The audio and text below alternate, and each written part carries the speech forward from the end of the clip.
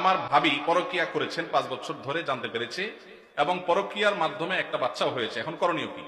পরকিয়া এখন ঘরে ঘরে হয়েছে ভাই, জঘন্য ব্যাধিতে পরিণত হয়েছে। তো এইরকম যদি পরিস্থিতি হয়, ইসলামী শরিয়া দৃষ্টিকোণ থেকে এটা সবচেয়ে বড় জঘন্য অপরাধ হয়েছে। ইসলামী বিচার ব্যবস্থা থাকলে এর সবচেয়ে কঠিন শাস্তি হতো।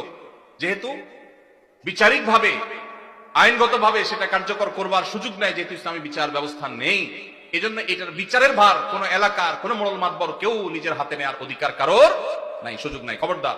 তবে এইরকম পাপিষ্ঠ তার সাথে সংসার করার বিষয়ে যদি সে চরিত্রহীন এটা সাব্যস্ত হয়, চার চরিত্র সংশোধনের আশা না থাকে, তাহলে তাকে ডিভোর্স দিয়ে ভিন্ন কোনো চিন্তা তার স্বামী করতে হবে। আর যদি তিনি তার কৃতকর্মের জন্য অনুতপ্ত হয়ে আল্লাহর কাছে মাফ চান, যেহেতু ইসলামী বিচার ব্যবস্থা নাই, সেহেতু তার শাস্তি কার্যকর করবার উপায় নাই, কিন্তু তিনি তওবা করলে আল্লাহ তাআলা চাইলে মাফও করতে পারেন।